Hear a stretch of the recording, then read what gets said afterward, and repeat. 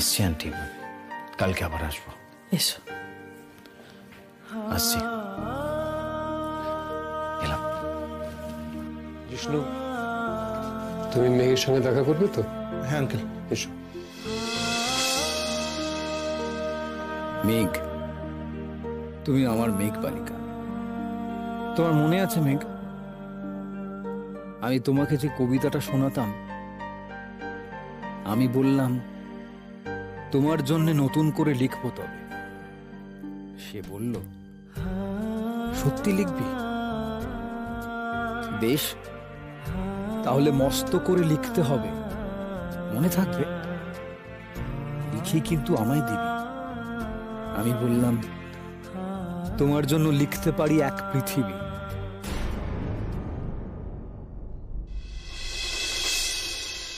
মেঘ বলেছে যাব যাব, না যাব নয়, আসবো। মেঘ তো আসবে আমার কাছে, মেঘ আমার কাছে ফিরে আসবে। মেঘ বলেছে। দাদা ভাই, কি কাণ্ড! এতদিন বাদে তোর গলায় গান? হ্যাঁ, এতদিন গান গাইনি বলে কি সুর তাল সব চলে গেছে নাকি?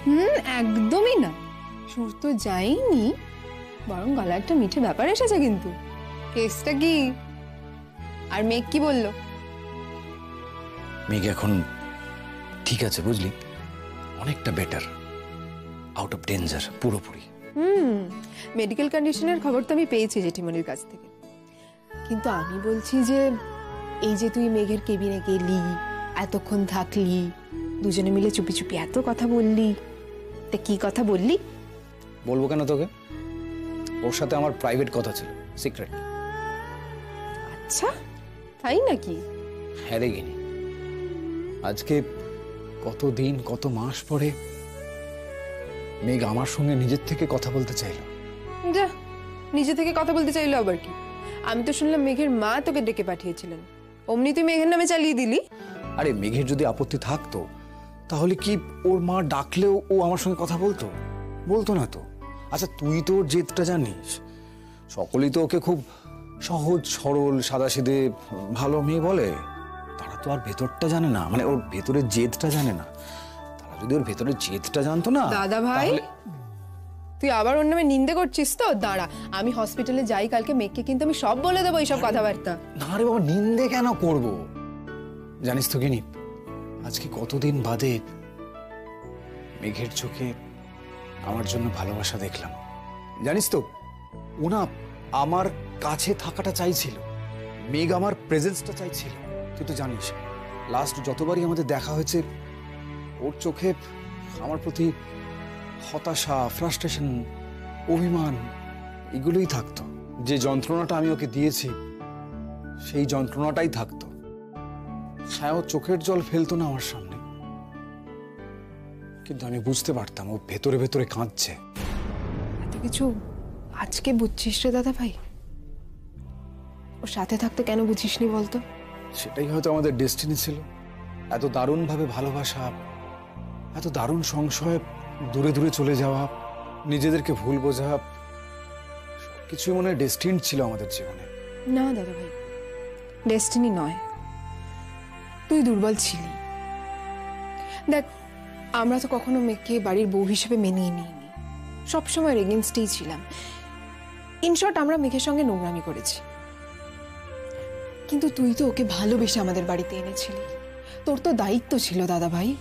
আমি জানি রে গিনি, আমি বুঝতে পারছি তুই কি বলতে চাইছিস। আমি না আমার সব ভুল বুঝতে পেরেছি,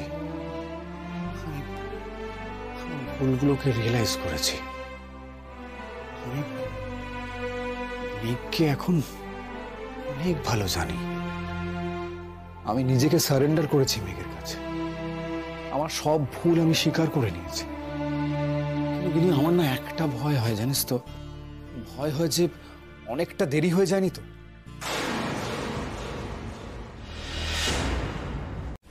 ঠিক তো?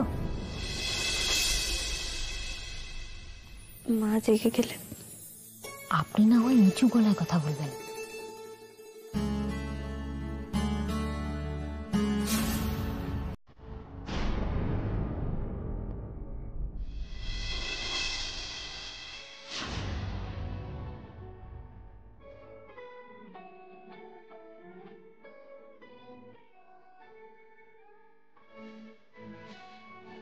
আজকে বাড়ি গিয়ে রেস্ট নেবে। শুনলাম গত কয়েকদিন ধরে তুমি নাকি এখানে।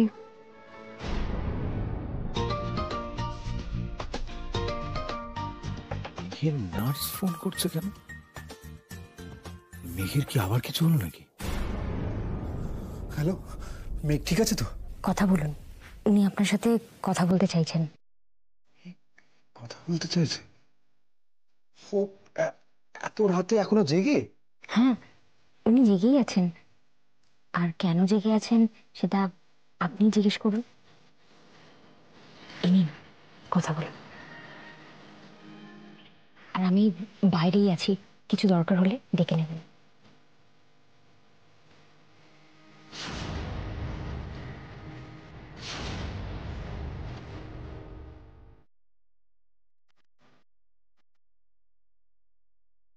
মেঘ, হুম? তুমি এত রাতে জেগে আছো কেন? এমনি ঘুমিয়ে পড়ো, না হলে আবার শরীর খারাপ করবে। আমি ঘুমিয়েছিলাম, ঘুমটা ভেঙে গেল তাই আর কি। আর তাই তুমি নার্সকে বলেছো আমার সঙ্গে কথা বলবে? আমি বলিনি, উনি বললেন। মেঘ, হুম?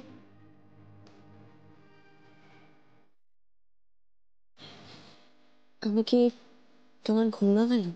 না না, আমি ঘুমোইনি, জেগেই ছিলাম। কেন? এমনি আমার ঘুম আসছিল না, তোমার ওই কেবিনটায় চলে যেতে ইচ্ছে করছে, তোমার দিকে তাকিয়ে থাকতে ইচ্ছে করছে। মেঘ, আমি এখন কোথায় জানো? কোথায়? তোমার ফেভারিট সেই জায়গাটা যেখানে তুমি একা বসে সময় কাটাতে ভালোবাসো। ঘরে যাও, না হলে ঠান্ডা লাগবে তো। আচ্ছা বেশ, আমি ভেতরে যাচ্ছি, তবে তুমি এবার ঘুমো, অনেক রাত হয়েছে কিন্তু। একদম লক্ষ্মী মেয়ের মতো ঘুমিয়ে পড়ো। আমি কাল যাব তোমার কাছে, আমার ইউনিভার্সিটিতে একটা ছোট্ট কাজ আছে, সেটা সেরে আমি চলে যাব। তারপর আমরা অনেক গল্প করবো মেঘ, ঠিক আছে? শুনলে? হুম।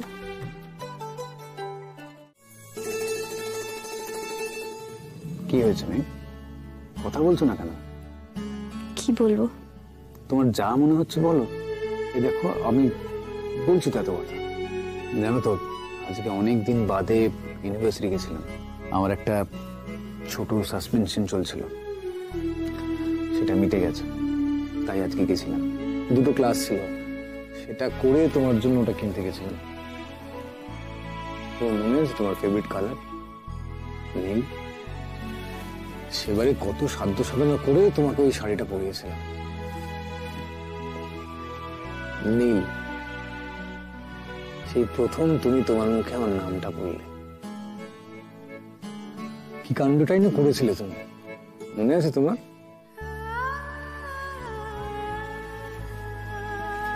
কি ব্যাপার, সে পুরনো কথা ভেবে এখনো লজ্জা পেয়ে গেছো? তোমার এই লজ্জা পাওয়াটা না, তোমার মনে আছে আমি তোমাকে বলতাম তোমাকে ছুঁলে তোমার হাতের আঙুলগুলো পর্যন্ত লজ্জায় কুঁকড়ে যায়। ওর মধ্যে একটা সালোয়ার কুর্তা আছে, তোমাকে যেদিন এখান থেকে ছাড়বে ওই নীল রঙের জামাটা পরে এখান থেকে বেরোবে। একটাও কথা বলছো না কেন? যখন চুপ করে আছো কেন? কারণ আমি যা বলবো সেটা শুনতে তোমার খুব একটা ভালো লাগবে না। কেন? ভালো লাগার মতন কিছু বলার নেই তাই। তুমি বলবে আর আমার ভালো লাগবে না? যা বলবো সেটা তোমায় শুনতে হবে। আপকে হুকুম সারা কবর। নীল, ওই জামার প্যাকেটটা তুমি প্লিজ নিয়ে যাও। ওটা আমি তোমার কাছ থেকে নিতে পারবো না। নিতে পারবে না? কেন? তুমি আর এখানে এসো না নীল।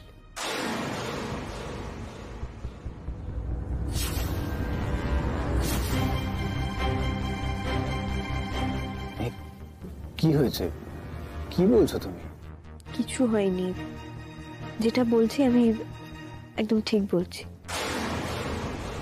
দেখো নীল, আমি আমার কালকের ব্যবহারের জন্য সত্যি দুঃখিত। তোমার যদি আমার কালকের ব্যবহার দেখে মনে হয়ে থাকে যে আমাদের মধ্যে আগে যা কিছু ঘটেছে সেসব আমি ভুলে গেছি, তাহলে তোমার ভুল মনে হয়েছে। মেঘ, দেখো নীল, তোমার আমার সম্পর্কটা এখন যে জায়গায় দাঁড়িয়ে রয়েছে সেখানে দাঁড়িয়ে তোমার আর আমার একসাথে এতটা সময় কাটানো ঠিক না। আইন বলে তো একটা ব্যাপার আছে। বাপির সম্পর্কে কোনো কথা অ্যাটলিস্ট আমি তোমার কাছ থেকে শুনবো না। কেন নিজেকে কষ্ট দিচ্ছ? আমি জানি এই কঠিন কথাগুলো বলতে তুমি নিজেকে সব থেকে বেশি কষ্ট দিচ্ছ। তুমি বলতে চাইছো না, কিন্তু তাও বলছো।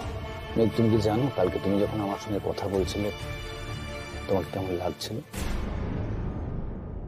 সেই প্রথম দিকের মতো, যখন তোমার সব কথায় ভালোবাসা উপচে পড়তো আর তুমি প্রাণপণে চেষ্টা করতে সেই ভালোবাসা লুকোতে, কিন্তু পারতে না। মেঘ, কালকে তোমাকে ঠিক সেরকম লাগছিল। তুমি আমাকে ভালোবাসো মেঘ। বাস্তব, সেটা তুমি অস্বীকার করছি না, আর এটাও অস্বীকার করছি না যে কাল ওই পুরনো স্মৃতিতে আমি দুর্বল হয়ে পড়েছিলাম। কিন্তু কি বলতো, বাস্তব যে আলাদা সেটা আমার ঠিক সময় মনে এসেছে। বাস্তব অস্বীকার করার ছেলে মানুষই তো করবো না, আমি করতে পারবো না। ভালোবাসো না? নীল, এই প্রশ্নটা আজ অবান্তর। ভালোবাসো না? আজও তুমি মিথ্যে বললে আমি ধরতে পারি মেঘ। কারণ তুমি সত্যি আর মিথ্যের ফারাকটা ভুলে গেছো। একটা কথা বল, কালকের তুমিটা সত্যি না আজকের এই তুমিটা সত্যি? কোনো একজন সত্যি, কোনটা? আজ যাকে দেখছো সেই সত্যি। তাহলে কালকে এখানে কে ছিল? কে আমাকে প্রশ্ন করছিল আমি কেন মন্দিরে গেছি? কে আমাকে বলেছিল রেস্ট নিতে? আমাকে নাকি খুব দুর্বল লাগছে? কে সে? কে সে মেঘ? নীল, এই প্রশ্নের জবাব আমি তোমাকে দিয়ে দিয়েছি। এরপর তোমার যা ভাবার ভেবে নাও, যা বোঝার বুঝে নাও। আর আমি তোমার সঙ্গে এত কথা বলতে পারছি না, আমার স্ট্রেস হচ্ছে। প্লিজ। এড়িয়ে যেতে চাইছো তাই তো? কিসের থেকে এড়িয়ে যেতে চাইছো তুমি মেঘ? হ্যাঁ, নিজের ভালোবাসার থেকে এইভাবে এড়িয়ে থাকা যায়?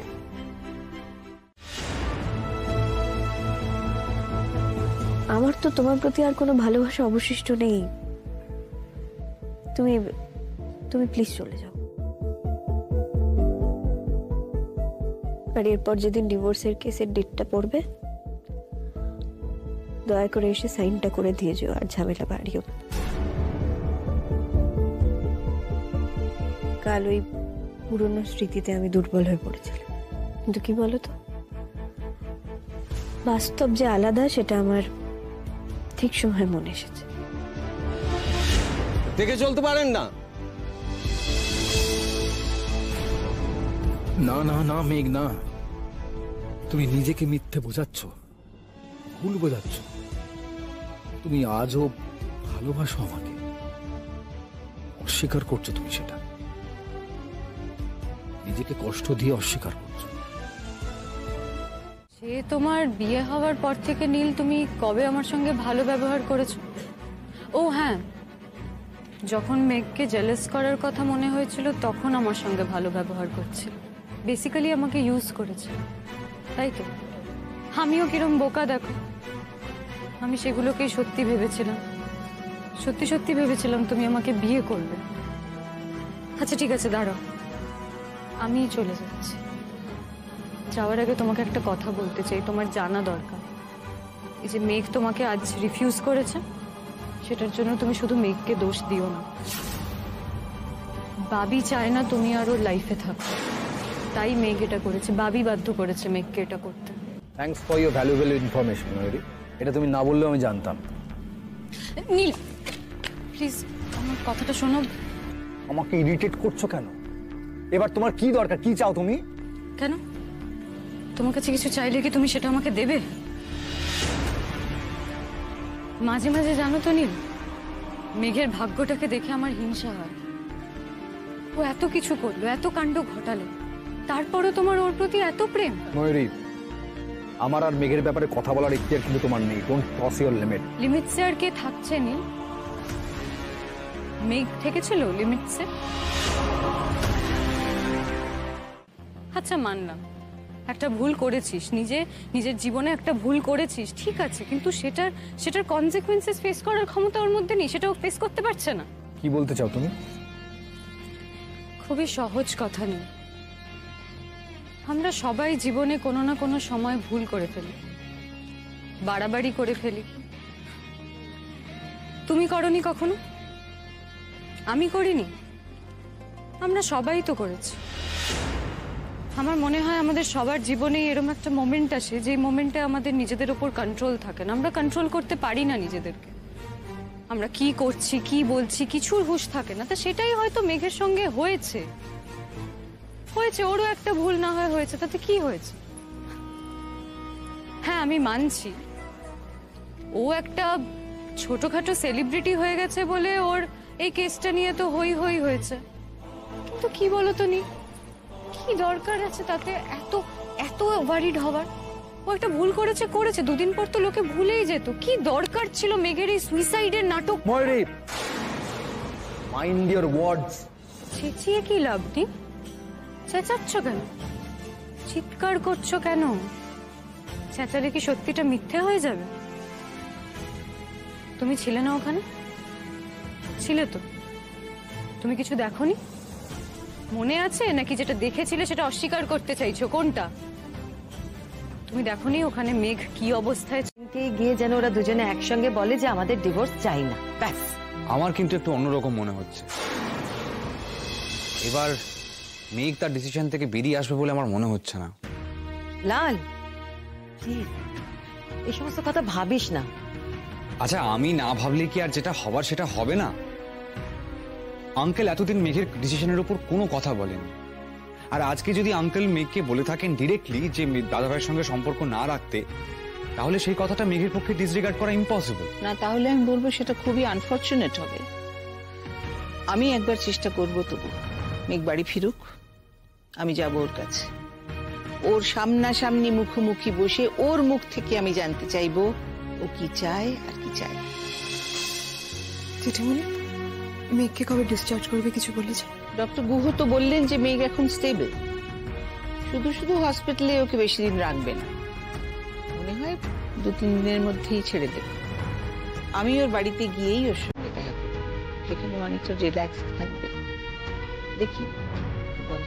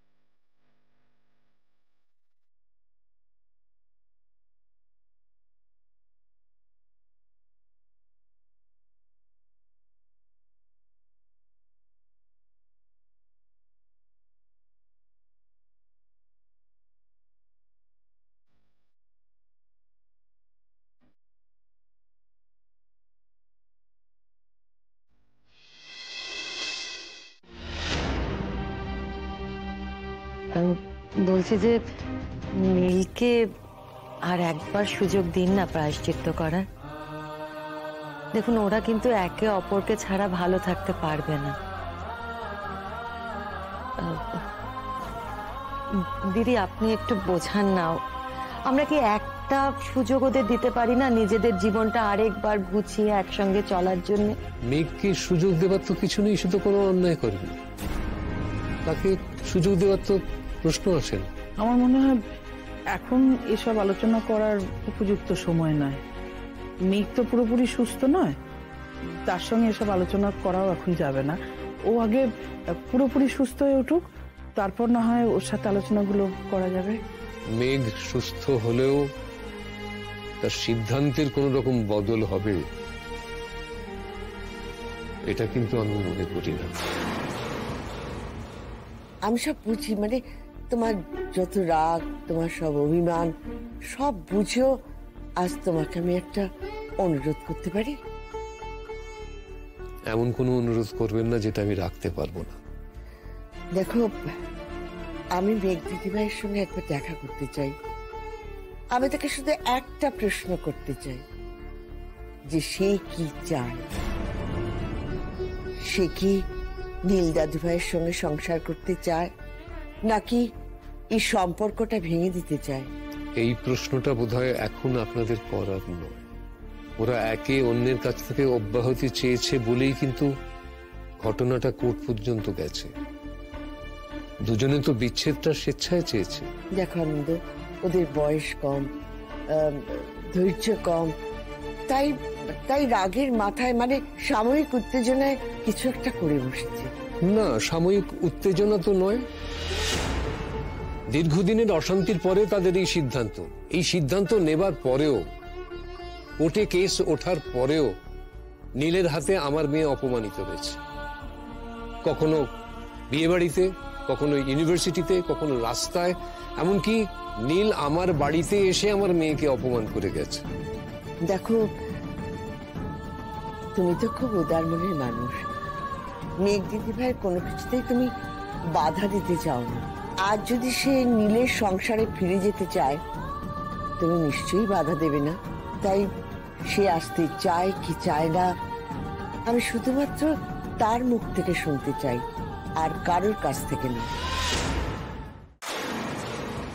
ড্রামা তো দেখছি ভরপুর। মেঘকে বাবি নীলের থেকে দূরে রাখছে। মেঘের সব থেকে বড় জোরের জায়গাই তো বাবি।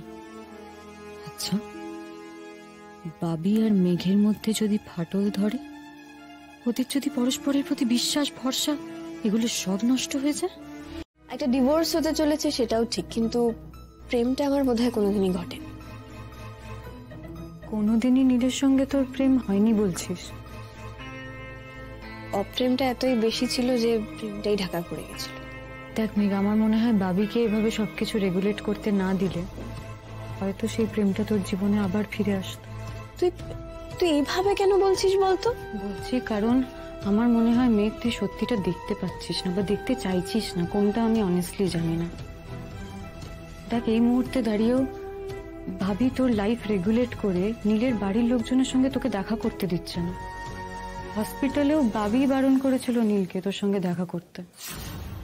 দেখ দিদিভাই, আমি যদি লাইফে কখনো কোনো ভুল রাস্তায় চলে যাই, বাপি শুধু আমাকে ঠিক রাস্তাটা দেখিয়ে দেওয়ার চেষ্টা করে, আর বাপি যা করেছে এবারেও একদম ঠিক করেছে। মেঘ, দেখ আমি জানি তুই আমাকে পছন্দ করিস না, না করাটাই খুবই স্বাভাবিক। তাও একটা কথা বলি, একটু ভেবে দেখিস তো, সেদিন যে নীলের সঙ্গে তোর বিয়েটা হবে এই ডিসিশনটা বাবি নিয়েছিল। সেদিন দুপুরবেলায় বাবি মানে সবটা জানতো, নীল বাবিকে সবকিছু জানিয়েছিল, কিন্তু বাবি তোকে জানায়নি, আমাকেও জানায়নি, বাড়ির কাউকে জানায়নি।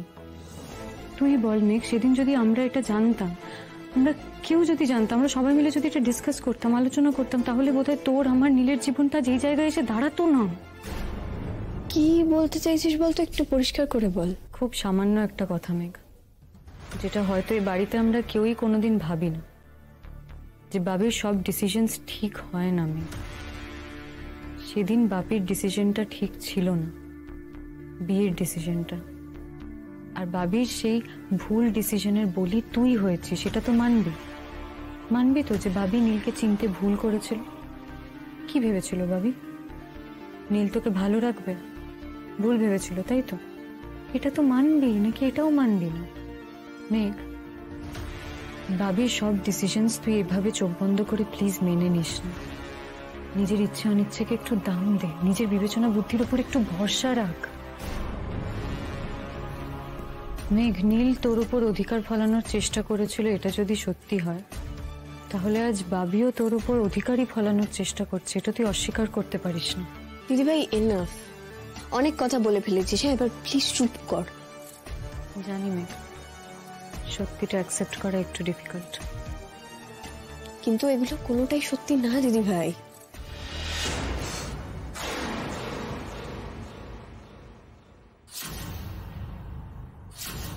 মেঘের বাবা আর অমর চক্রবর্তী পুলিশের কাছে একটা কমপ্লেন লজ করেছিলেন, মনে আছে? হ্যাঁ, কেন মনে থাকবে না? সেই কমপ্লেনটা ছিল মেনলি এলিট রিসর্টের বিরুদ্ধে। ওনারা বলেছিলেন ওখানে কিছু আনএথিক্যাল ব্যাপার ঘটানো হয়েছে। বুঝলাম, তারপর একটু পরে প্লিজ। পুলিশের কাছে ওই এরিয়ার বেশ কিছু রিসর্টের এগেনস্টে কমপ্লেন আগে থেকেই ছিল।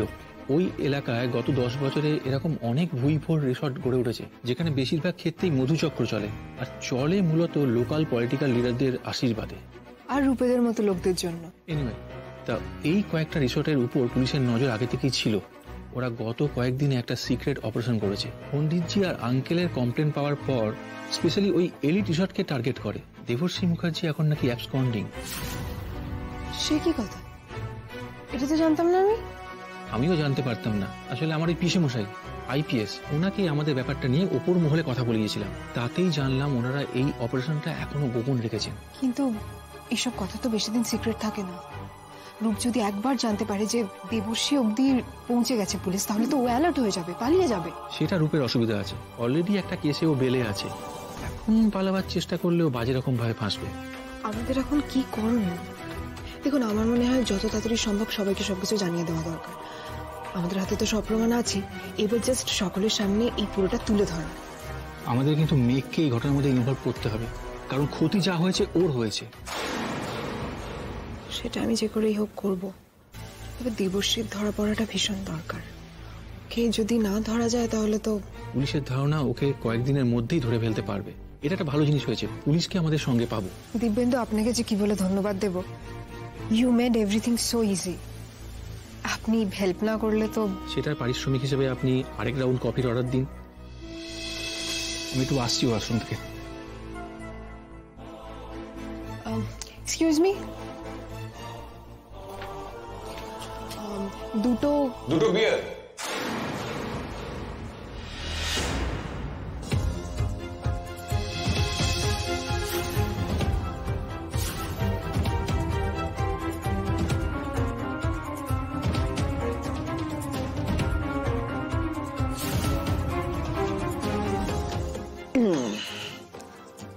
ওহো, এখানে তো আবার বিয়ার পাওয়া যায় না। ফাইন, দুটো কফি।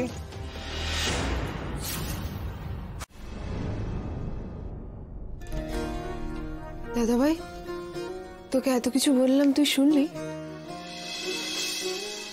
হ্যাঁ হ্যাঁ হ্যাঁ, শুনেছি। তুই তো অসাধারণ কাজ করেছিস গিনি, মানে সিরিয়াসলি এক্সেলেন্ট, হ্যাটস অফ। বিশ্বাস করো, আমি না নিজেও এত কিছু ভাবতেও পারবো না। দাদা ভাই, তুই কি নিয়ে এত ডিস্টার্ব হয়ে আছিস বলতো? আমি তোকে এত কিছু বললাম, তুই কিরকম কুললি রেসপন্স করছিস। আমার তো মনে হলো তুই এক্সাইটেড হবি কথাগুলো শুনে। আমি এক্সাইটেড? তুই বিশ্বাস কর আমি এক্সাইটেড। কে বললো তোকে আমি এক্সাইটেড নই? আমি এক্সাইটেড, বিশ্বাস কর, আমি এক্সাইটেড। দাদা ভাই, তোকে দেখে মনে হচ্ছে তুই অন্য কিছু নিয়ে একটা প্রিঅকুপাইড হয়ে আছিস। কি নিয়ে এত ডিস্টার্ব তুই? মেঘ কি বলেছে সেটা নিয়ে ভাবছিস? আরে না না, আমি প্রিঅকুপাইড নই। দাদাভাই, তুই কিছু লুকোতে পারিস না, জানিস তো। দেখ, মেঘের অভিমানটা একটু বেশি, ওকে একটু সময় দে, এটা নিয়ে এত ভাবিস না। সময়? আর মাত্র 7 দিন। কি 7 দিন? আর 7 দিন বাদে আমাদের কেসের ডেট করেছে। বলে দেখ, লয়ার পাঠিয়েছে 18 তারিখ। আমার মনে হয় মেঘকে দেওয়া এটাই আমাদের পার্টিং গিফট হবে, বুঝলি? দেখ, আমাদের পরিবারের সকলেই তো কখনো না কোনো সময় মেঘের কাছে ঋণী। তাই তুই, আমি, আমরা সকলে মিলে মেঘকে ওই অপবাদ থেকে বের করে আনি, বুঝলি? ওই মিথ্যেগুলো থেকে, অপবাদগুলো থেকে ওকে মুক্ত করে দিই। তাহলে হয়তো খানিকটা হলেও আমাদের ঋণ শোধ হবে, তাই না?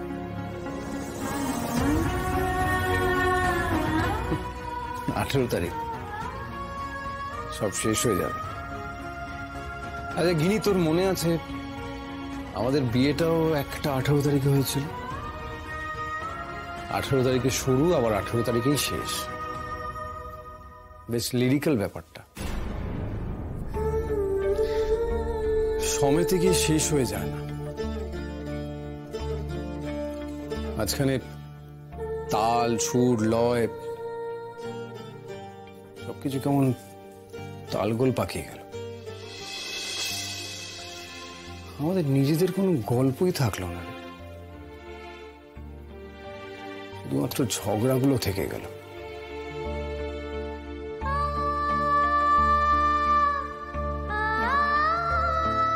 আমার একটা কথা মিলিয়ে নিস, ওই দিন কিচ্ছু শেষ হবে না।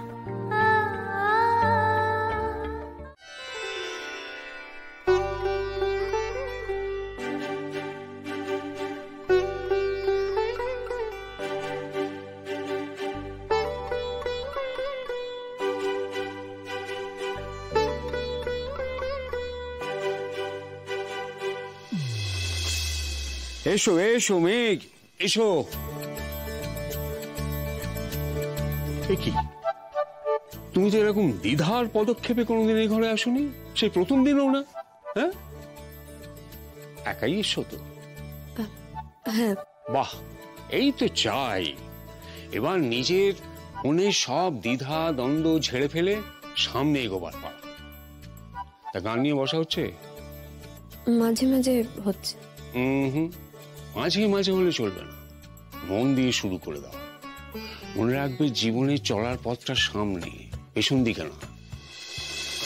সেটাই বলি নিজেকে দিনরাত করেছি। বাহ, তাহলে তো একবারে ঠিক পথে চলছো।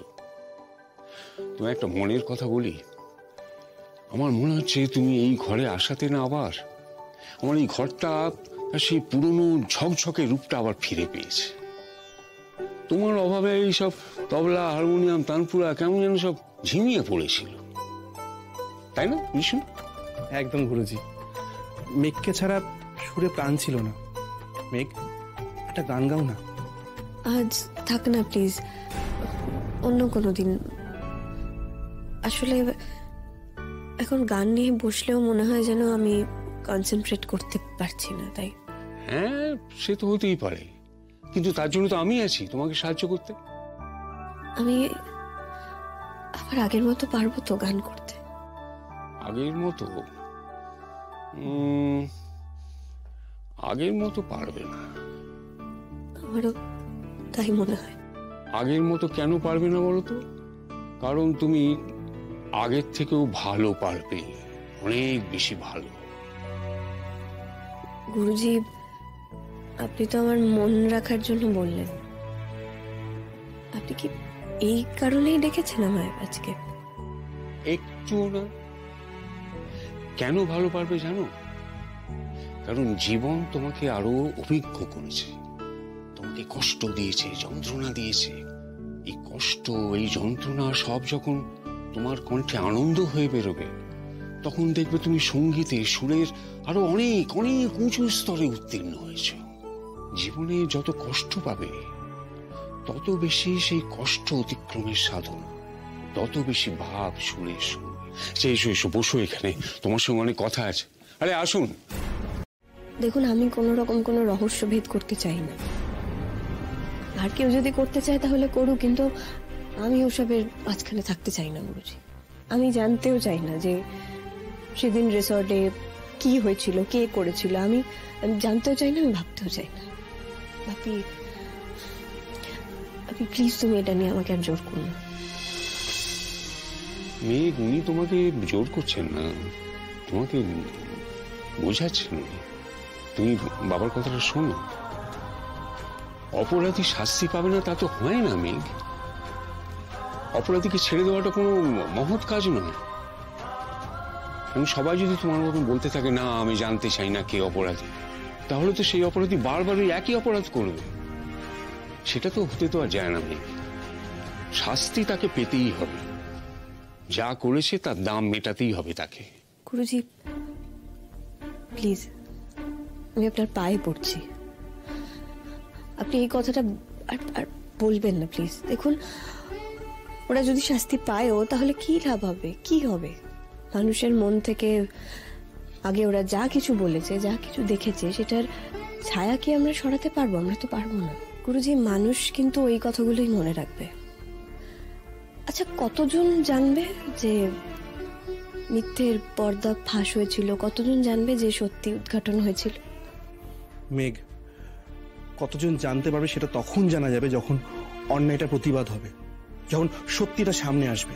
জিষ্ণু, তোমার কি মনে হচ্ছে না তুমি খুবই ছেলে মানুষের মতো কথা বলছো? কি বলো তো, প্রতিবাদ করে না কিছু হয় না, এতে কোনো লাভ নেই। এই অন্যায় প্রতিবাদ করা, প্রতিকার করা, এগুলো না ভীষণ বুকিশ কথা, এতে কিছু হয় না। আর একটা সত্যি কথা বলো তো জিষ্ণু, যে এই কাজগুলো করিয়েছে, এত এত কাণ্ড ঘটিয়েছে, সে যদি শাস্তিও পায়, সে যদি সকলের সামনেও আসে, তাহলে তোমার আর আমার কি লাভ হবে?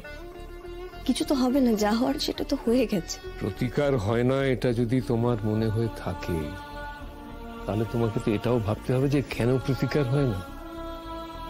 প্রতিবাদ করা হয় না তাই প্রতিকার হয় না। অন্যায় যে করে আর অন্যায় যে সহ্য করে, দুজনেই কিন্তু সমান অপরাধী, তাই না?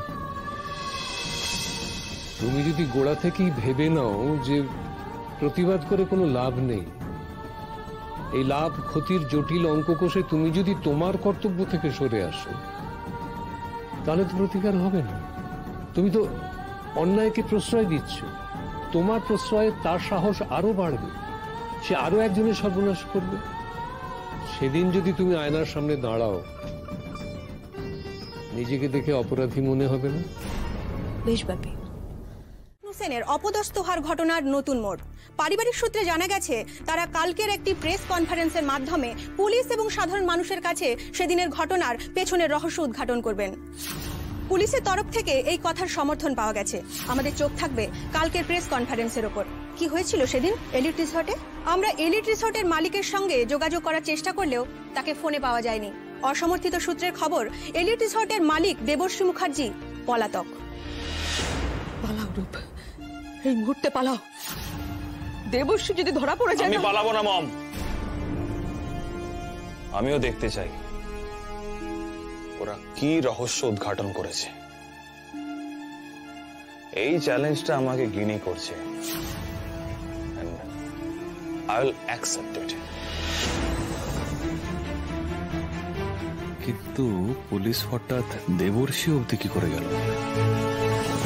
ময়ূরী কিছু গন্ডগোল করছে না তো? ঘুরে যাব না তো? ভয় করছে নাকি? হ্যাঁ করছে তো, আমার ভয় অফকোর্স করছে, ভয় করবে না? অদ্ভুত কথা। রূপ, আমি তোমাকে একটা কথা বলছি, কিছু একটা ঘটছে আমাদের চারিপাশে, বুঝেছো? আমার মনে হচ্ছে সবাই একটা জাল গুটিয়ে আনছে, আর সেটাতে আমি ধরা পড়ে গেছি। Not to worry baby, not to worry.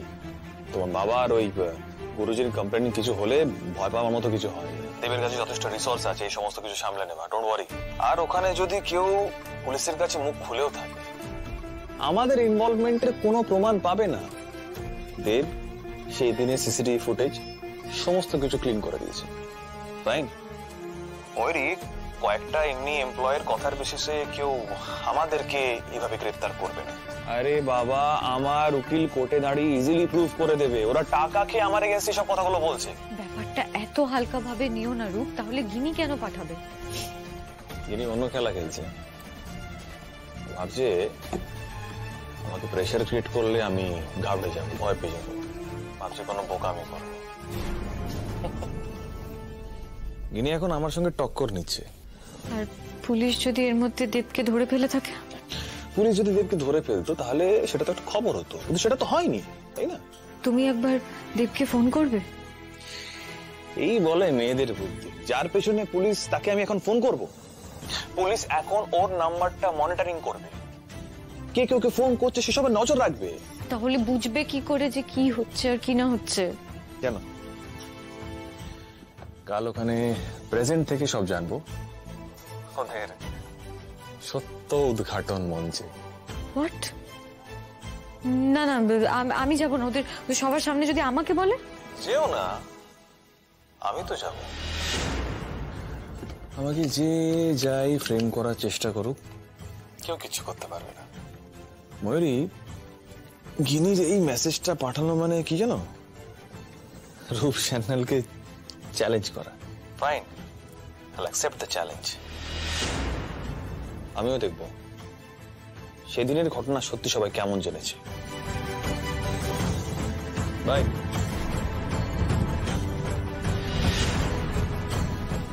রূপ যাবে ওখানে, আর রূপ যদি ওখানে সবকিছু আমার ঘাড়ে চাপিয়ে দেয়, না না না, তাহলে আমাকেও যেতে হবে, আমিও যাব।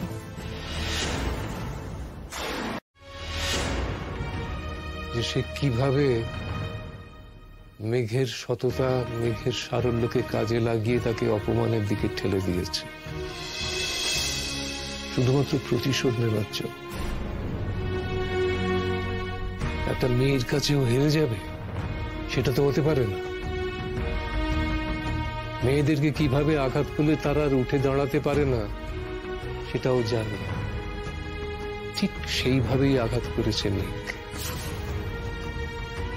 আর কি চমৎকার ভাবে বলল, ময়ূরী তাকে এই প্ল্যানটা দিয়েছে। তুমি তা, আমার মনে হচ্ছিল যেন আমার দোকানে কেউ গরম শীষে ঢেলে দিচ্ছে, দমটা বেরিয়ে যাচ্ছে।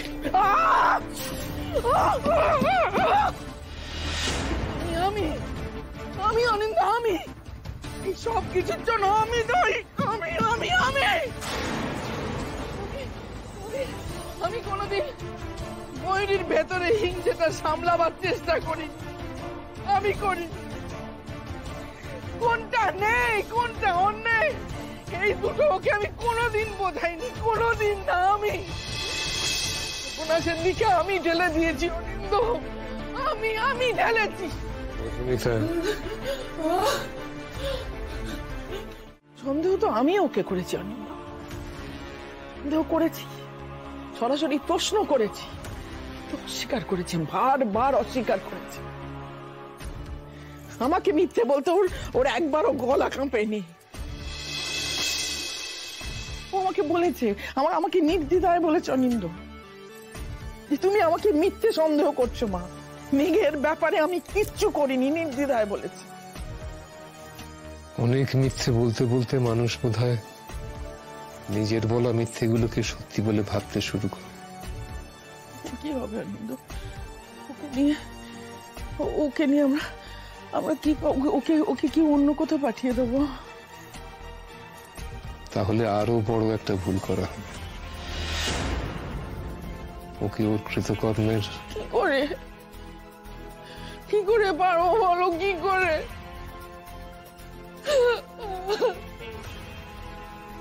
শক্ত হতে হবে মধুমিতা, তোমাকে আমাকে দুজনকেই শক্ত হতে হবে।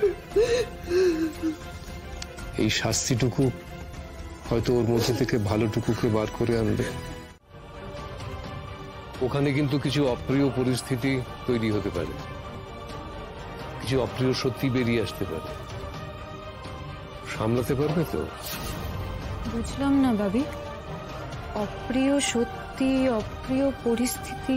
আমার জন্য কোনো পরিস্থিতি কেন অপ্রিয় হবে? যারা ভুল করেছে, দোষ করেছে, তারা সহ্য করবে, তারা ফেস করবে সবটা। আমি তো কিছু করিনি, তাই আমিও যাই, গিয়ে দেখি কে আমার বোনের সঙ্গে এটা করেছে। সত্যিটা তো আমাকেও জানতে হবে। এটাই হবে আমার ডিফেন্স মেকানিজম। আমি যদি অপরাধী হতাম, আমি তো প্রেসের সামনে আসতাম না। যদি কোনোভাবে আমার দিকে আঙুল ওঠে, এটাই আমাকে বলতে হবে, এটাই আমাকে ঢাল করতে হবে। রূপ আমাকে ফাঁসাচ্ছে, এটাই বলবো। আমি একটা জিনিস বুঝতে পারছি না ময়ূরী, যে মেঘের বিরুদ্ধে কে কনস্পিরেসি করেছে সেটা জানার এত উৎসাহ তোমার কেন এলো? তুমি নিজে আমাকে হসপিটালে বলেছো না যে মেঘ নিজের ইচ্ছে নেশা করেছিল, ও যেটা ঘটেছে সেটা ওর ইচ্ছে অনুসারে ঘটেছে, ফুর্তি করছিল, বলেছো না এগুলো? তাহলে আজ হঠাৎ কেন? মা, মানুষে ভুল করে না? আমিও হয়তো ভুল করেছি, মেঘকে ভুল সন্দেহ করেছি।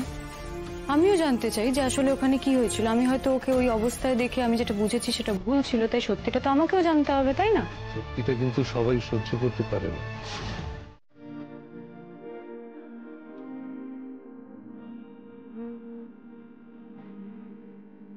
কি ব্যাপার নেই, তুমি এখানে দাঁড়িয়ে তোমার অপেক্ষায়। আমার জন্য অপেক্ষা করো তুমি? কেন, তুমি জানো না প্রতি মুহূর্তে প্রতি পলে? তুমি তো জানাওনি আমাকে। আমি তো জানি তোমার মন আমার মনের সব কথা জানে। আর আমি যদি বলি যে আমার জানলেও শুনতে ইচ্ছে করে? বেশ, জানালাম। মেঘ, আমি তোমার জন্য অপেক্ষা করি প্রতি মুহূর্তে। আমিও তো অপেক্ষায় আছি নি, তুমি আমায় ডাকবে সেই অপেক্ষায়। সত্যি বলছো? তুমি আমার অপেক্ষায় আছো? তাহলে সেদিন যে বললে আমাকে চলে যেতে, তুমি কোনোদিন আমাকে দেখতে চাও না? তুমি শুধু আমার মুখের বলা কথাটুকু শুনতে পেলেনি? আমি যে সবসময় মনে মনে শুধুমাত্র তোমার কাছেই যেতে চেয়েছি, সেই কথাটা তুমি শুনতে পেলে না নীল? মেঘ, নীল, আমার মনে হয় তুমি আর আমাকে ভালোবাসো। কেন এই কথা বলছো মেঘ? তুমি, আমি তোমাকে ভালোবাসি না। মেঘ, আমি তোমাকে ভালোবাসি বলেই তো বেঁচে আছি। ওই ভালোবাসাকে সম্বল করি আর এই আশা করে যে একদিন তুমি আমার কাছে ঠিক ফিরে আসবে। ভালোই যদি বাসো তাহলে আমার মনের কথাটা শুনতে পাও না কেন? তারা ভাবেন যে এই অপরাধ কখনো ধরাই পড়বে না। এই ঘটনার ক্ষেত্রেও ঠিক তাই। অপরাধী বা অপরাধীরা ভুলে গেছিলেন যে তাদের অপরাধ কখনো ধরা পড়তে পারে। তারা ভেবেছিলেন তাদের অপরাধ লুকিয়ে ফেলা যাবে, তারা কখনোই ধরা পড়বেন না। কিন্তু এবার সময় এসেছে অপরাধীদের শাস্তি দেওয়ার, সময় এসেছে তাদের অন্যায়ের দাম দেওয়ার। আজ সেই সত্য উদ্ঘাটনের দিন। কথা বলছে সেদিনের মিডিয়ার সেই ভয়ানক কুরুচিপূর্ণ হইচই হয়েছিল যে ঘটনা নিয়ে, সেই ঘটনার সব থেকে বড় ভিকটিম মেঘ রায়। আপনারা সকলেই মেঘকে সঙ্গীত জগতের উদীয়মান শিল্পী হিসেবে চেনেন। এই ঘটনা মেঘকে তার গানের জগৎ থেকে অনেক দূরে ঠেলে নিয়ে যায়, তার স্বাভাবিক জীবনে ছন্দ নষ্ট করেছে, তাকে এক ভয়ানক বিপর্যয়ের দিকে নিয়ে গেছে। আমাদের সকলের সৌভাগ্য যে আমরা সবাই মিলে মেঘকে একটা বড় বিপদের মুখ থেকে ফিরিয়ে আনতে পেরেছি। আমি আশা করি মেঘ খুব তাড়াতাড়ি তার গানের জগতেও আবার ফিরে যাবে, তার নিজের জগতে। সেদিনের সেই ঘটনার দ্বিতীয় ভিকটিম জিষ্ণু সেন। আমি দ্বিতীয় বলছি এই কারণে, কারণ আমাদের সোসাইটিতে একটি ঘটনার জন্য একজন মেয়েকে যতটা প্রতিকূলতার মধ্যে দিয়ে যেতে হয়, একজন ছেলেকে হয়তো ততটা প্রতিকূলতার সম্মুখীন হতে হয় না। আমি কখনোই জিষ্ণুর অসম্মানটা ছোট করে দেখছি না। এই ঘটনা জিষ্ণুর জীবনেও, তার ব্যক্তিগত জীবন এবং তার পেশাগত জীবনে যথেষ্ট ক্ষতি করেছে। আজকে আমাদের সত্য উদ্ঘাটনের আগে আমি মেঘ আর জিষ্ণুকে অনুরোধ করব ওদের কথা বলতে। মেঘ আর জিষ্ণু দুজনেই আপনাদের সামনে অনেক কথা বলার আছে। আপনাদের কিছু মানুষের কিছু দায়িত্ব জ্ঞানহীন কাজে যাদের জীবন তছনছ হয়ে গেছে, তারা কিছু কড়া সত্যি কথা আপনাদের সামনে বলবে। এবং আমি আপনাদের সকলকে অনুরোধ করব এই কথাগুলো একটু মন দিয়ে শুনবেন এবং সৎভাবে সেই ঘটনাগুলো নিয়ে লিখুন এবং আলোচনা করুন। মেঘ, প্লিজ।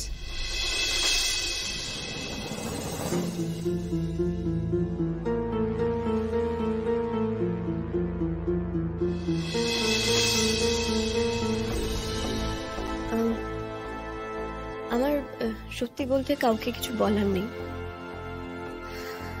এখানে উপস্থিত কাউকে কিছু প্রমাণ করার নেই, কাউকে কোনো কৈফিয়ত দেওয়ার নেই, আর কারোর সঙ্গে কিছু শেয়ারও করার নেই।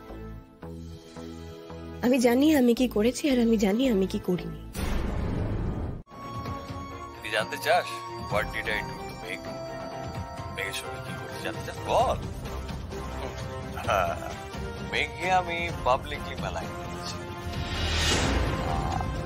জেম অফ পারফেক্ট মার্ডারের মতো একটা কাইন্ড অফ পারফেক্ট ফ্রেমিং।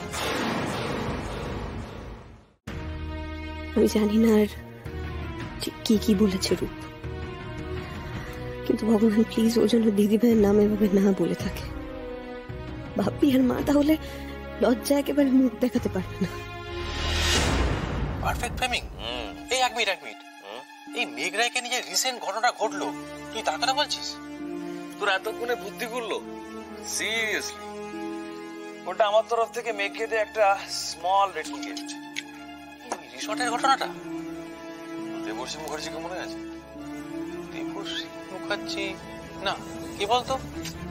আরে আমার অনেক কালের বন্ধু, রায়চকের এলিট রিসর্টের মালিক। ভুলে গেছিস? Elite resort? ওখানে তো স্ক্যান্ডেলটা। Yes, elite resort. মেঘকে জিষ্ণু সেনের সঙ্গে লিঙ্ক করে একটা রগে খবর, আর সেই খবরটা রটানো।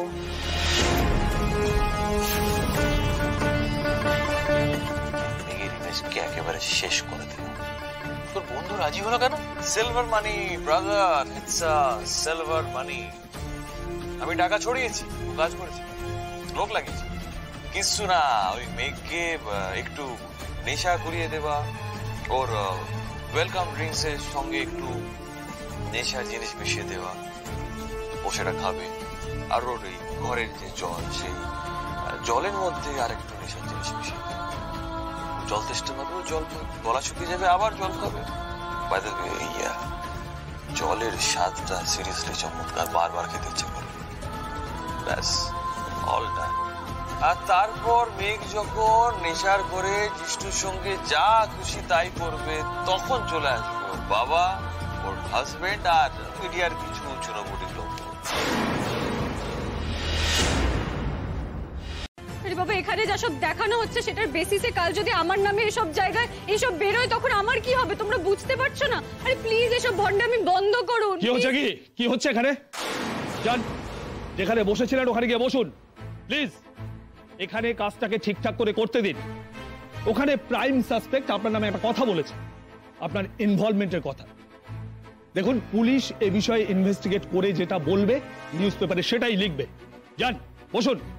আপনি যে বলছেন ওরা কিছু লিখবে না, সেই কথাটার গ্যারান্টি আছে কি? আপনি কি বলতে পারেন যে গ্যারান্টি নিয়ে যে ওরা আমার নামে লিখবে না? দেখুন, আপনাকে যা বলার বলেছি, এরপরেও যদি আপনি আমাদের কাজে বাধা দেন তাহলে আমি কিন্তু আইনি ব্যবস্থা নিতে বাধ্য হব।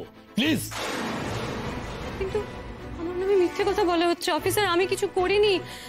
একটা ক্রিমিনালের কথা তো আমি দোষী হয়ে যেতে পারি না, আমার কোনো দোষ নেই। ও মিথ্যে কথা বলেছে। সত্যি মিথ্যের প্রমাণ সঠিক জায়গায় হবে।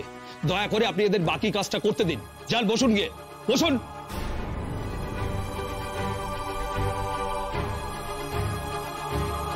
আচ্ছা স্যার, এই বিষয়ে পুলিশের পরবর্তী পদক্ষেপ কি হবে? আমরা অফিসিয়ালি এই ফুটেজটা হাতে পেয়েছি এবং এই ফুটেজটা যে ফেক নয় সে প্রমাণও আমরা পেয়েছি। দেখুন, আমাদের এই কেসে রূপ সান্যালের বয়ান অত্যন্ত গুরুত্বপূর্ণ। আর ওই ভিডিওতে মিস্টার সান্যাল যেভাবে মেঘ রায়কে ইনটক্সিকেট করার বিবরণ দিয়েছে সেটা কিন্তু দেবর্ষী মুখার্জির বয়ানের সঙ্গে হুবহু মিলে যাচ্ছে। দেবর্ষী মুখার্জি মানে এলিট রিসর্টের মালিক ধরা পড়েছে? হ্যাঁ, আমরা গতকাল রাতে দক্ষিণ 24 পরগনার কুলপি এলাকা থেকে ওনাকে অ্যারেস্ট করেছি।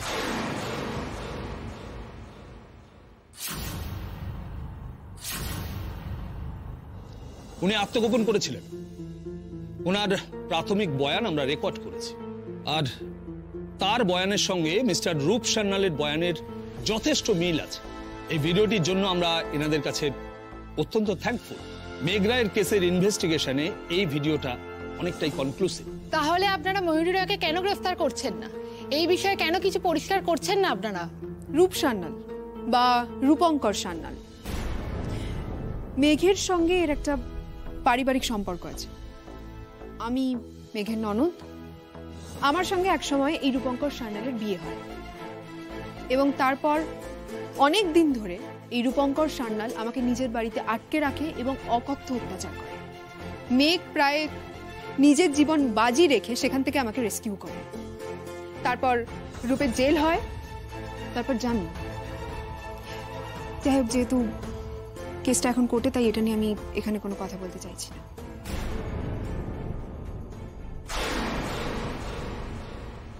আপনি কিছু বলতে চান? অ্যাকচুয়ালি যে ভিডিওর অংশটা দেখানো হয়েছে তাতে তো রূপ সান্যাল মদ্যপ অবস্থায় কথাগুলো বলছে। তো আদালতের কাছে কি একজন মাতালের বয়ান গ্রহণযোগ্য হবে? একজন মাতাল তো মদ খেতে খেতে অনেক কিছুই বলে, আর সেগুলো সত্যি না হওয়ার সম্ভাবনাই বেশি থাকে। তাহলে আপনারা এই ভিডিওটাকে কি করে কনক্লুসিভ বলছেন?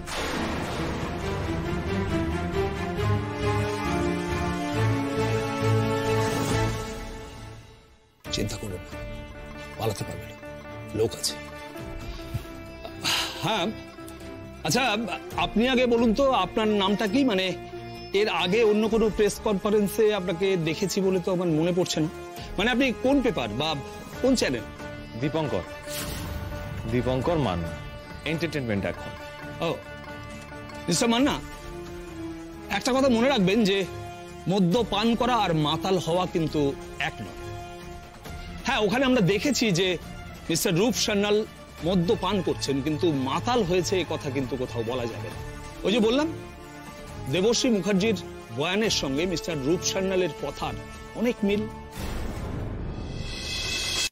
আপনাদের সকলের সঙ্গে আমার একটা ইম্পর্টেন্ট ইনফরমেশন শেয়ার করার আছে। আপনাদের মধ্যেই খুব ইম্পর্টেন্ট একজন মানুষ উপস্থিত আছেন, যিনি এই কেসের সব থেকে গুরুত্বপূর্ণ চরিত্র, রূপঙ্কর সান্যাল।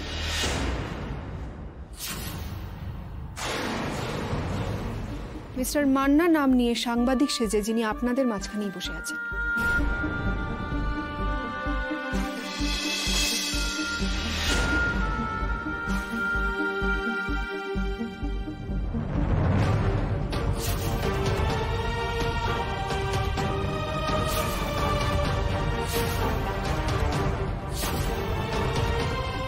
এই ভিডিওতে কোথাও এই নামটা মেনশন করা নেই ঠিকই, কিন্তু উনি রূপঙ্কর সান্যাল, এটাই ওনার আসল পরিচয়।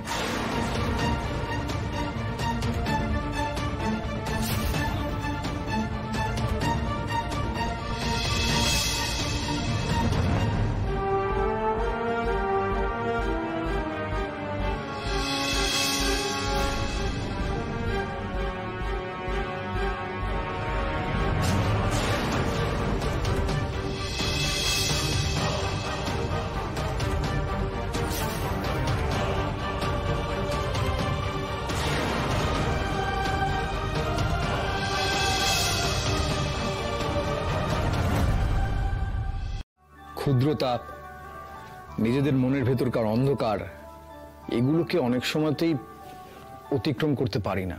উল্টো দিকে এইগুলোর দ্বারাই চালিত হই। আর সেদিনকে ওই মুহূর্তে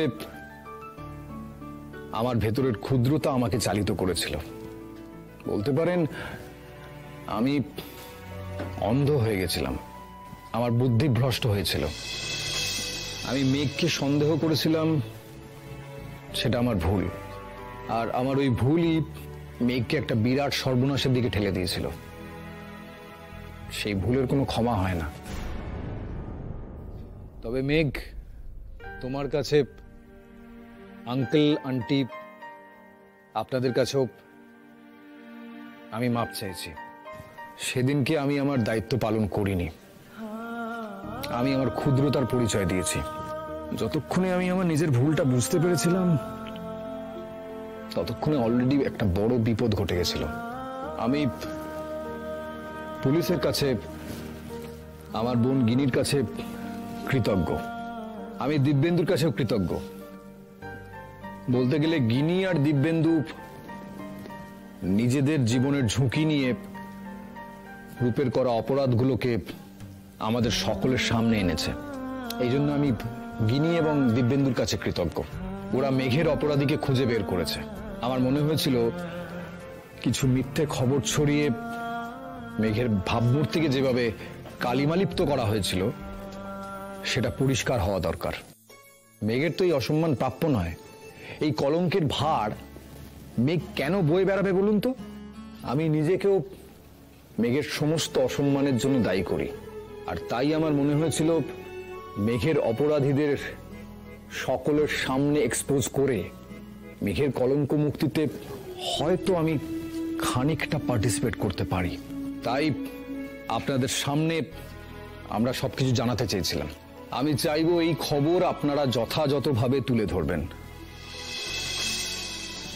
আর আমি অবশ্যই চাইবো মেঘ আর জিষ্ণু যেমন পরস্পরের বন্ধু আছে, তারা যেন চিরকাল ঠিক এই রকম বন্ধুই থাকে।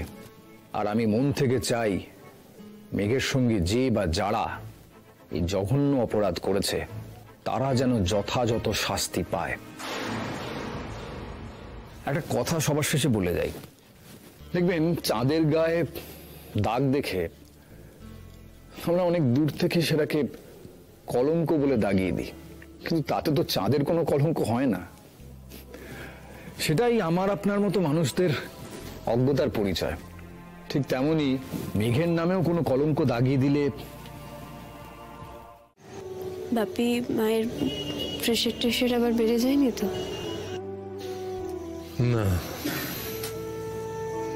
তোর মাথা থেকে যে দুর্নামের বোঝাটা নেমেছে তাতে শান্তি পেয়েছে। দুর্নামের বোঝা কি সত্যিই কোনোদিন নামে বাপি? এ কথা কেন বলছিস? জানো বাপি, সেদিন আমি যখন ডাক্তারের কাছ থেকে বাড়ি ফিরছিলাম, গাড়ির জন্য রাস্তায় দাঁড়িয়েছিলাম, তখন একটি 16-17 বছরের মেয়ে তার মার সঙ্গে যাচ্ছিল। সেই মেয়েটির মা তাকে আমায় দেখিয়ে বলল যে ওই দেখ মেঘ রায়, গান টান করে, বাজে মেয়ে, নোংরা টাইপের।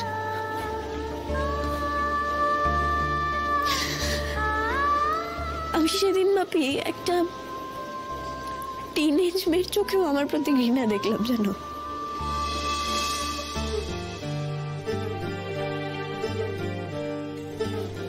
আচ্ছা, আজ যে এত কাণ্ড হলো, এত কিছু হলো বাপি, তুমি বলো আমার,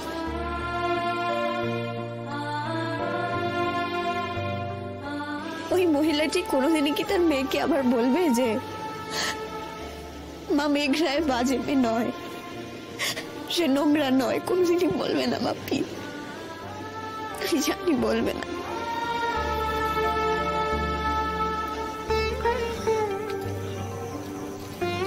হয়তো বলবে, হয়তো বলবে না, কিন্তু আমি ভাবতে চাইবো যে ওই কিশোরী এই খবর দেখে তার মাকে গিয়ে বলবে যে মা, তুমি ভুল বলেছিলে, মেয়েটা বাজে নয়। আমার কথায়, আমাদের কথায় ও খুব কষ্ট পেয়েছে, আমরা অন্যায় করেছি।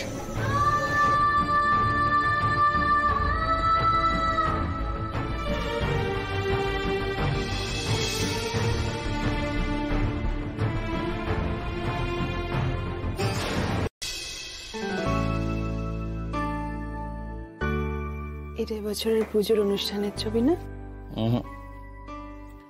এটা গান মেলার ছবি। তুই গেছিলি? আমি গিয়েছিলাম, কিন্তু মেঘ জানে না। এটা একাডেমির প্রোগ্রামে আমি গিয়েছিলাম, ছবিও তুলেছিলাম, আর সেই জন্য পাশের ভদ্রমহিলা ধমক দিয়েছিল।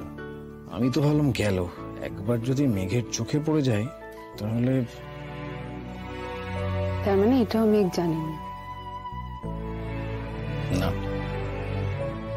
এটা ক্যালকাটা ইউনিভার্সিটির একটা প্রোগ্রামে, মেঘ জানে না। আর এটাও মেঘ জানে না, তাই তো? মেঘ অনেক কিছুই জানে না, বা হয়তো জানার চেষ্টাও করে না। আসলে আমি না ওর জীবন থেকে অনেক দূরে চলে গেছি। ওর কাছের মানুষের বৃত্তে আমি আর নেই। আজ তোর কথা বললো না বলে বলছিস? শুধু সেই জন্য না রে, আজকে আমার দিকে তাকায়ও নি। আমি যতক্ষণ কথা বলেছি ও মাটির দিকে তাকিয়েছিল। তোর এই না তাকানোটা স্বাভাবিক মনে হচ্ছে? দেখ, স্বাভাবিক না অস্বাভাবিক সেটা জানি না, তবে এটাই বাস্তব। দাদা ভাই, মেঘ নিজের উপর জোর করছে, তুই বুঝতে পারছিস না? হয়তো জোর করছে, বা এটাও হতে পারে করছে না। নিজেকে একটা পরিবর্তিত অবস্থার সঙ্গে মানাবার চেষ্টা করছে, এটা আমি বুঝতে পারছি। তুই আজ কেন একবার গিয়ে সঙ্গে কথা বললি না? কি বলতাম আমি? কেমন আছো টুকু জিজ্ঞেস করতে পারতিস। ও ভালো নেই সেটা আমি জানি। আসলে ময়ূরীর ব্যাপারটা অলমোস্ট পাবলিকলি বেরিয়ে এলো তো। আমি জানি রে, এটা ওকে খুব কষ্ট দেবে। ও ফ্যামিলি ব্যাপারটাকে প্রচন্ড রেসপেক্ট করে। দাদা ভাই, তুই জানিস ও ভালো নেই, নিজেকে একবার কথা বলতে পারতিস। মেঘ কষ্ট পেও না, আমি আছি, এটা বলতে তো পারতিস ওকে। না রে, কথা বলে কোনো লাভ হতো না। ও আমাকে কথা বলতে দিত না। আমি কথা বলতে গেলেই ও সরে যেত। আর আমি না শুধু শুধু ওকে বিব্রত করতে চাইনি। দাদা ভাই, এটাও তো হতে পারে মেঘ অপেক্ষা করছিল আজ তুই ওর সঙ্গে কি কথা বলবি বলে। না, আমি ওকে ভীষণভাবে চিনি, জানি। ও না কিছুতেই সেটা প্রকাশ করতো না। ও মনে মনে অপেক্ষা করলেও ও কিন্তু আমার সঙ্গে কথা বলতো না। তুই খুব বেশি জেনে গেছিস। জেনে গেছি তো। এ দেখ, আমি না স্পষ্ট দেখতে পাচ্ছি আজ রাতেও কিন্তু মেঘ ঘুমোতে পারেনি। ও আকাশ পাতাল ভেবে চলেছে। আমি খুব ভালো করে জানি ও কষ্ট পাচ্ছে। মেঘ, মেঘ, এই পিটিশনটা তুই তুলে নে মা। এই ডিভোর্সটা তুই হতে দিস না। এই সর্বনাশটা তুই ঘটে যেতে দিস না মা। মেঘ, আমি বুঝি মেঘ, আমি জানি তুই আর নীল একে অপরকে কতটা ভালোবাসিস। আমি জানি তুই যেমন নীলকে ছেড়ে ভালো থাকতে পারবি না, নীলও কিন্তু তোকে ছেড়ে ভালো থাকতে পারবে না। মেঘ, নিজের জীবনটা এভাবে তছনছ করে দিস না মা। আচ্ছা তুই বল, আচ্ছা কোন স্বামী স্ত্রীর মধ্যে ঝগড়াঝাটি হয় না, মনোমালিন্য হয় না, মন কষাকষি হয় না, বাঘ বিতণ্ডা হয় না? কোন স্বামী স্ত্রীর মধ্যে হয় না বল? কিন্তু দেখ মা, ভালোবাসাটাই সবচেয়ে বড় কথা, যাতে সম্পর্কটা বেঁচে থাকে, তাই না? মেঘ, এই যে তোর বাপি আর আমরা সারাটা জীবন দুটো মেরুর মানুষ হয়ে পাশাপাশি রয়ে গেছি। কত ঝগড়াঝাটি হয়েছে, মন কষাকষি হয়েছে। আমরা কি কেউ কাউকে ছেড়ে চলে গেছি? কখনো না। আমরা একে অপরের পাশে আছি। আমি জানি মেঘ, বাপি হয়তো তোকে কিছু বলেছে। একটা কথা জানবি মেঘ, সবকিছু শেষে যদি বাপি তোর মুখে হাসিটা দেখে, সেটাই হবে বাপির সবচেয়ে বড় পাওনা।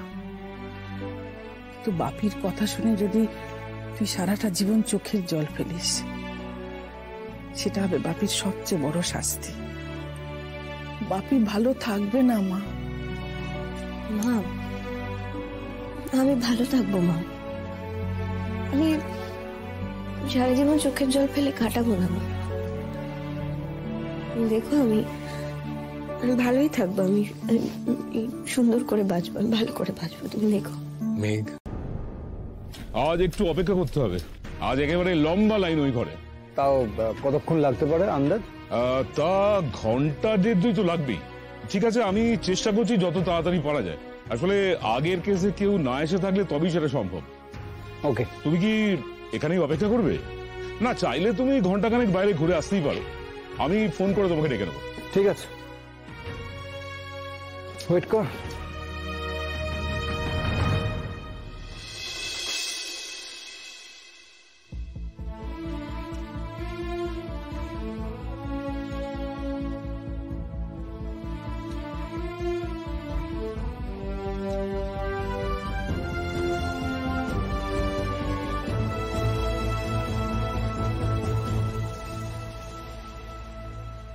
জানে কার ইচ্ছে মতো কে মরে কে বাঁচে, কে জানে কার প্রাণ ভোমরা অন্য কারো কাছে, কে হয়েছে ব্যথার মনন অন্য কারো জ্বরে, আলো দিতে ফুরিয়ে গেল নিঝুম অন্ধকারে।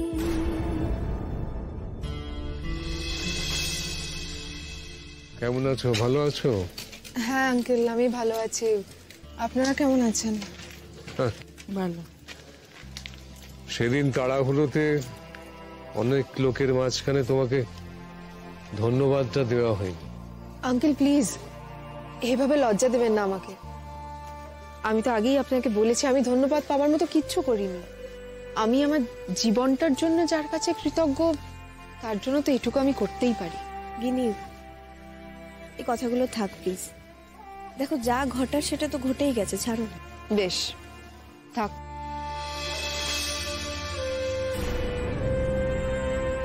হ্যাঁ নীল কোথায়? এক্ষুনি তো এখানেই ছিল আমার সাথে, এখানে কোথায় গেল?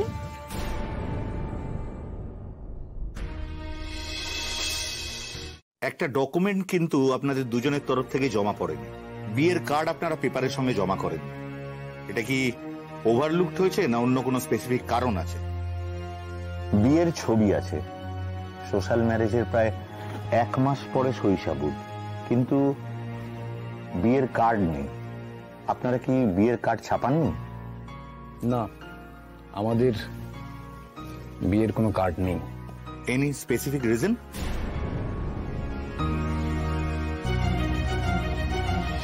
কেমন অদ্ভুত বিয়ে না আমাদের, কার্ড অব্দিও সাক্ষী থাকলো। কার্ড বস্তুটা যে সবসময় সত্যি সাক্ষী দেয় না, সেটা বুঝতে পারছো তো? আচ্ছা ঠিক আছে, আমি কথা দিচ্ছি, আমাদের প্রথম অ্যানিভার্সারিতে কার্ড ছাপিয়ে সকলকে জানিয়ে আবার বিয়ে হবে আমাদের। তার মানে আপনাদের বিয়েটা ছিল আনপ্ল্যান্ড, তাই তো? হ্যাঁ, আর সেটা ঘটানোর পেছনেও আমার জেদ ছিল। মেঘের ইচ্ছে অনিচ্ছের দাম আমি দিইনি, ওর মত আমি জানতেও চাইনি। এরকম কেন করছে নীল? কেন সব দায় এভাবে নিজের উপর নিয়ে নিচ্ছে? নীল তো ডিভোর্সটা চাইছিল না, ও তো আবার নতুন করে। তবে কেন এইভাবে? মেঘ, জীবনের শেষবারের মতো হয়তো তোমার পাশে বসে আছি, জাজ রায় দেবেন। একটু পরেই হয়তো মেঘ, যদি তোমার হাতটা ধরে সেটা শুনতাম, সাহস পেতাম। ভয় করছে মেঘ, আমার ভয় করছে। তোমাকে মুক্তি দিচ্ছি, কিন্তু হারাতে ভয় হচ্ছে। ওয়েল, দেখুন, আপনাদের দুজনের সঙ্গে কথা বলেই আমার মনে হচ্ছে আপনাদের দুজনের মধ্যে অনেক আনরিজলভড ম্যাটার আছে, right? Both of you need to talk. একে অপরের সাথে ভাব বিনিময়ের সুযোগ বোধহয় বিশেষ আপনারা পাননি, আর যদি পেয়েও থাকেন যে কোনো কারণেই হোক আপনারা সেটা নেননি। দেখুন, বিয়ে কিন্তু একটা ইউনিক সম্পর্ক। বোথ অফ ইউ এটাকে এক্সপ্লোর করার চেষ্টা করুন। আপনারা নিজেরা একে অপরকে নিজেদের জন্যই আর একটু সময় দিন, একসাথে বাস করুন, একে অন্যের প্রয়োজনে অপ্রয়োজনে থাকুন। আপনারা শেষ কবে একসঙ্গে বেড়াতে গেছিলেন? কোনোদিন যাইনি। সে কি, হানিমুন কোথায় করেছিলেন? হয়নি। একসঙ্গে আপনারা কোথাও বাইরে যাননি? না। যান, একসঙ্গে দুজনে কোনো অচেনা জায়গায় যান, একসঙ্গে সময় কাটান, একে অন্যকে চেনার চেষ্টা করুন, নিজেদের বোঝার চেষ্টা করুন, একে অন্যকে সময় দিন। আর এর পরেও যদি মনে হয় আপনাদের দুজনের মধ্যে কম্প্যাটেবিলিটি নেই, 6 মাস পরে এসে আমাকে ঠিক সেই কথাটাই বলবেন। ওকে, ডিভোর্স গ্রান্টেড হয়ে যাবে। আমি 6 মাস পরের তারিখ দিচ্ছি আপনাদের।